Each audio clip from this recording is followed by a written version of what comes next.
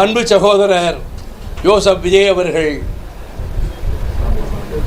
எங்கள் இல்லத்திற்கு வந்து பூங்கொத்து தந்து பொன்னாடை போர்த்திய அந்த செயல், நாங்கள் மாலை அணிவித்தோம், நானும் துறை வைக்கவும் அவருக்கு சால்வை அணிவித்தோம், மலர் மாலை மல்லிகை மாலை சூட்டினோம், அது வேறு. அவர் இப்படி செய்திருப்பதன் மூலம் எதிர்க்கட்சி தலைவர் ஆகியிருந்தார் இப்படி முன்னாள் முதலமைச்சர் சகோதரர் தளபதி ஸ்டாலின் அவர்கள் இல்லத்துக்கு சென்று அவருக்கும் அதை போல பூங்கொத்தை கொடுத்து வாழ்த்தை பெற்று வந்திருக்கக்கூடிய இந்த செயல், அறிஞர் அண்ணா அவர்கள் 67 இல்லங்களுக்கு சென்று வாழ்த்து பெற்றதை நினைவூட்டுகிறது.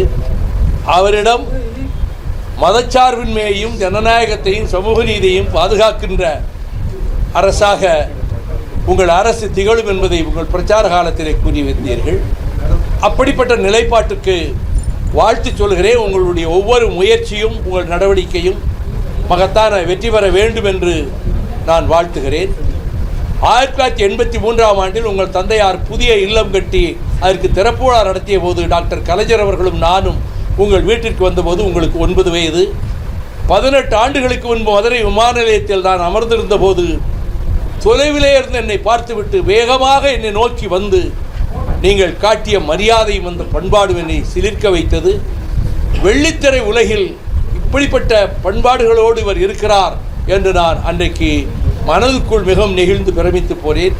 அந்த சம்பவத்தையும் அவருக்கு நினைவூட்டினேன். அவர் அதற்கு பிறகு I am your biggest fan, உங்களுடைய பேச்சின் பரம ரசிகன், இப்பொழுது விக்கிரவாண்டி போகிறதுக்கு முன்பு உங்கள் பேச்சை திரும்ப திரும்ப போட்டு கேட்டேன் என்று சொன்னபோது எனக்கு ரொம்ப நெகிழ்ச்சியாக இருக்கிறது என்றேன். உங்கள் பேச்சை நான் அந்த அளவுக்கு விரும்பி ரசித்திருக்கிறேன் என்று கூறினார்.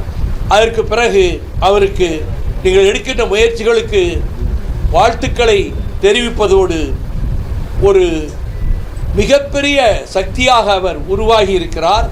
இந்த தேர்தல் முடிவுகளில் அதிர்ச்சி தரத்தக்க ஆச்சரியங்களும் அதிசயங்களும் நடைபெறும் என்று வாக்கு எண்ணிக்கைக்கு 2 நாட்களுக்கு முன்னர் நான் கூறியது அது மெய்ப்பிக்கப்பட்டு விட்டது. இந்த தேர்தல் முடிவுகளில்